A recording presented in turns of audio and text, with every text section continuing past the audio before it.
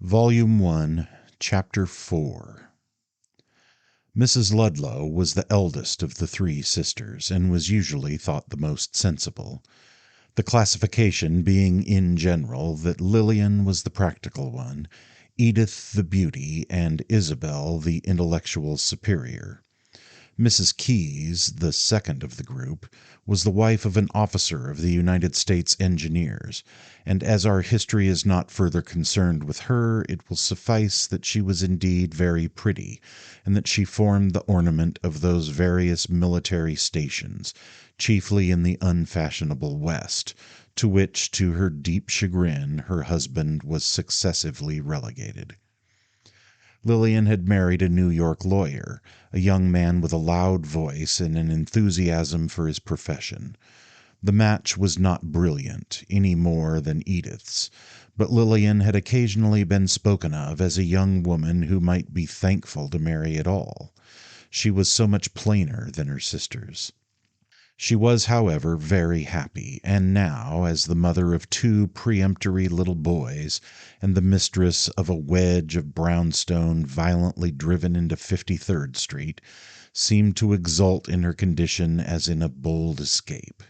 She was short and solid, and her claim to figure was questioned, but she was conceded presence, though not majesty.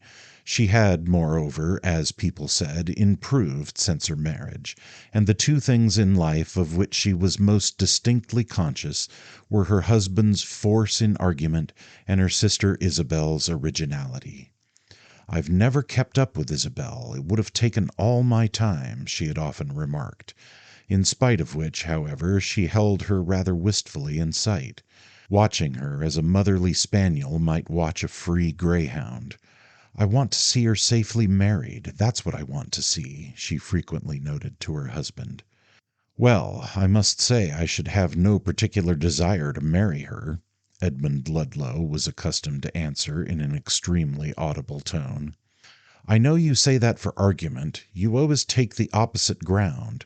I don't see what you've against her, except that she's so original." "Well, I don't like originals. I like translations," Mr. Ludlow had more than once replied. "Isabel's written in a foreign tongue. I can't make her out. She ought to marry an Armenian or a Portuguese." "That's just what I'm afraid she'll do," cried Lillian, who thought Isabel capable of anything. She listened with great interest to the girls' account of Mrs. Touchette's appearance, and in the evening prepared to comply with their aunt's commands. Of what Isabel then said no report has remained, but her sister's words had doubtless prompted a word spoken to her husband as the two were making ready for their visit. "I do hope immensely she'll do something handsome for Isabel.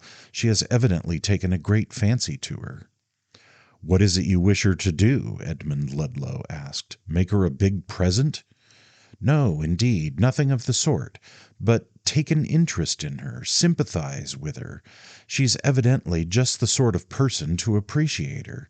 She has lived so much in foreign society. She told Isabel all about it. You know you've always thought Isabel rather foreign." "You want her to give her a little foreign sympathy, eh? Don't you think she gets enough at home?" "Well, she ought to go abroad," said Mrs. Ludlow. "She's just the person to go abroad." "And you want the old lady to take her, is that it?" "She has offered to take her. She's dying to have Isabel go. But what I want her to do when she gets her there is to give her all the advantages. I'm sure all we've got to do," said Mrs. Ludlow, "is to give her a chance." "A chance for what?" "A chance to develop." "Oh, Moses!" Edmund Ludlow exclaimed. "I hope she isn't going to develop any more." "If I were not sure you only said that for argument, I should feel very badly," his wife replied. "But you know you love her." "Do you know I love you?" the young man said jocosely to Isabel a little later, while he brushed his hat. "I'm sure I don't care whether you do or not," exclaimed the girl, whose voice and smile, however, were less haughty than her words. "Oh, she feels so grand since Mrs. Touchette's visit," said her sister. But Isabel challenged this assertion with a good deal of seriousness. "You must not say that, Lily. I don't feel grand at all." "I'm sure there's no harm," said the conciliatory Lily. "Ah, but there's nothing in Mrs. Touchette's visit to make one feel grand." "Oh," exclaimed Ludlow, "she's grander than ever." "Whenever I feel grand," said the girl, "it will be for a better reason." Whether she felt grand or no, she at any rate felt different, as if something had happened to her. Left to herself for the evening, she sat a while under the lamp, her hands empty, her usual avocations unheeded. Then she rose and moved about the room, and from one room to another, preferring the places where the vague lamplight expired. She was restless and even agitated. At moments she trembled a little. The importance of what had happened was out of proportion to its appearance.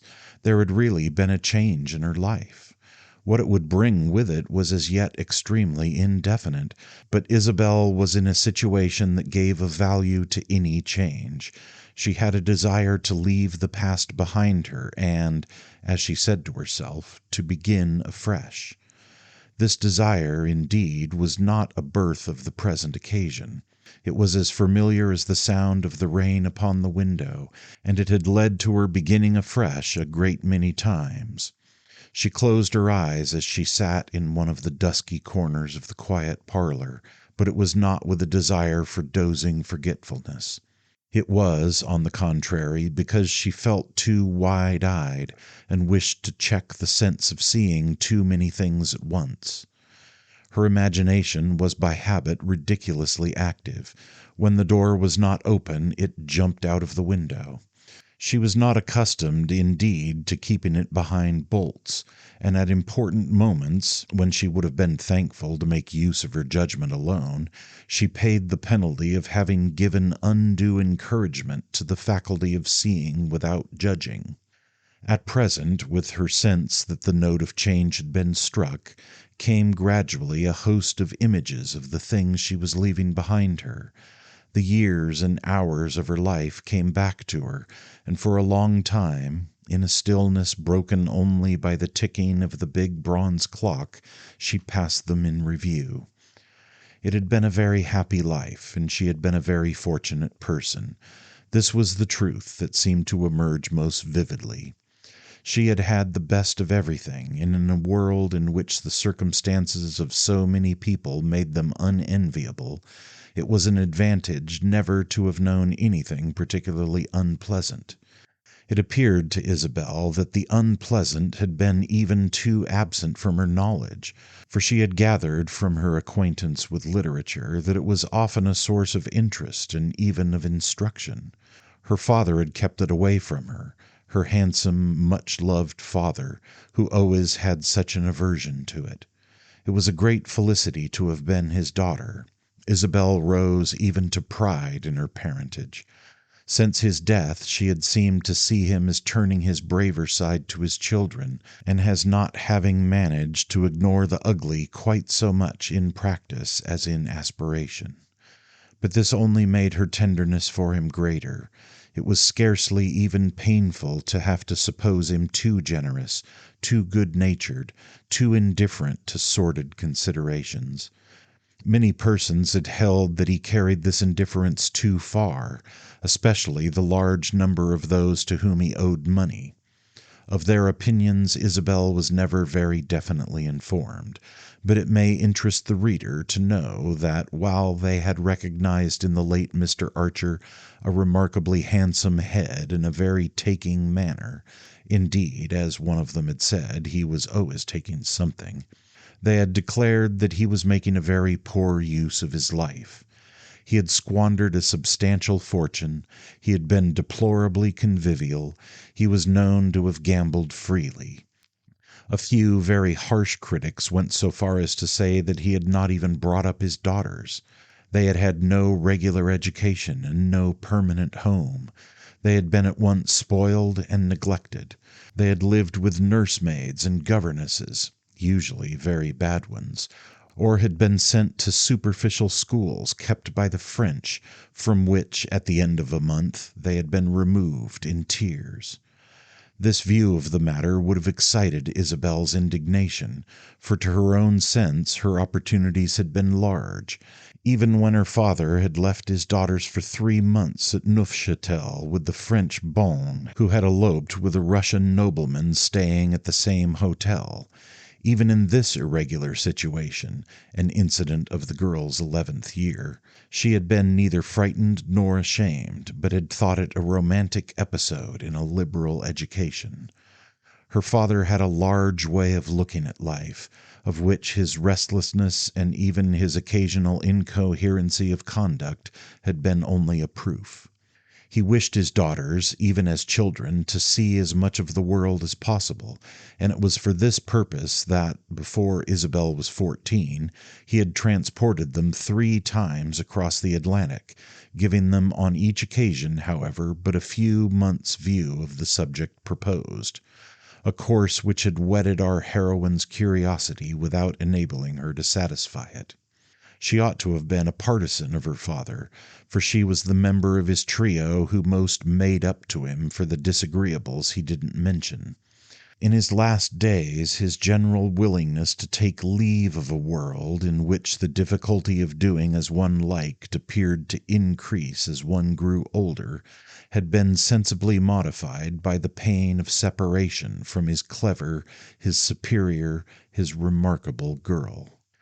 Later, when the journeys to Europe ceased, he still had shown his children all sorts of indulgence, and if he had been troubled about money matters, nothing ever disturbed their irreflective consciousness of many possessions.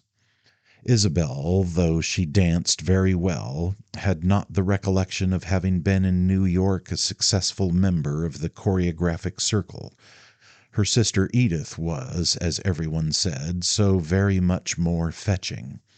Edith was so striking an example of success that Isabel could have no illusions as to what constituted this advantage, or as to the limits of her own power to frisk and jump and shriek, above all with rightness of effect. 19 persons out of 20, including the younger sister herself, pronounced Edith infinitely the prettier of the two. But the 20th, besides reversing this judgment, had the entertainment of thinking all the others aesthetic vulgarians. Isabel had in the depths of her nature an even more unquenchable desire to please than Edith, but the depths of this young lady's nature were a very out-of-the-way place, between which and the surface communication was interrupted by a dozen capricious forces. She saw the young men who came in large numbers to see her sister, but as a general thing they were afraid of her. They had a belief that some special preparation was required for talking with her. Her reputation of reading a great deal hung about her like the cloudy envelope of a goddess in an epic. It was supposed to engender difficult questions and to keep the conversation at a low temperature. The poor girl liked to be thought clever, but she hated to be thought bookish. She used to read in secret, and, though her memory was excellent, to abstain from showy reference. She had a great desire for knowledge, but she really preferred almost any source of information to the printed page. She had an immense curiosity about life, and was constantly staring and wondering. She carried within herself a great fund of life, and her deepest enjoyment was to feel the continuity between the movements of her own soul and the agitations of the world. For this reason she was fond of seeing great crowds and large stretches of country, of reading about revolutions and wars, of looking at historical pictures, a class of efforts as to which she had often committed the conscious solecism of forgiving them much bad painting for the sake of the subject. While the Civil War went on she was still a very young girl, but she passed months of this long period in a state of almost passionate excitement, in which she felt herself at times, to her extreme confusion, stirred almost indiscriminately by the valor of either army. Of course the circumspection of suspicious swains had never gone the length of making her a social proscript, for the number of those whose hearts, as they approached her, beat only just fast enough to remind them they had heads as well, had kept her unacquainted with the supreme disciplines of her sex and age. She had had everything a girl could have: kindness, admiration, bonbons, bouquets, the sense of exclusion from none of the privileges of the world she lived in, abundant opportunity for dancing, plenty of new dresses, the London Spectator, the latest publications, the music of Gounod, the poetry of Browning, the prose of George Eliot. These things now, as memory played over them, resolved themselves into a multitude of scenes and figures. Forgotten things came back to her. Many others, which she had lately thought of great moment, dropped out of sight. The result was kaleidoscopic, but the movement of the instrument was checked at last by the servant's coming in with the name of a gentleman. The name of the gentleman was Caspar Goodwood. He was a straight young man from Boston who had known Miss Archer for the last 12-month, and who, thinking her the most beautiful young woman of her time, had pronounced the time, according to the rule I have hinted at, a foolish period of history. He sometimes wrote to her, and had within a week or two written from New York. She had thought it very possible he would come in, had indeed all the rainy day been vaguely expecting him. Now that she learned he was there, nevertheless, she felt no eagerness to receive him. He was the finest young man she had ever seen, was indeed quite a splendid young man. He inspired her with a sentiment of high, of rare respect. She had never felt equally moved to it by any other person. He was supposed by the world in general to wish to marry her, but this, of course, was between themselves. It at least may be affirmed that he had traveled from New York to Albany expressly to see her, having learned in the former city, where he was spending a few days, and where he had hoped to find her, that she was still at the state capital. Isabel delayed for some minutes to go to him. She moved about the room with a new sense of complications, but at last she presented herself and found him standing near the lamp. He was tall, strong, and somewhat stiff.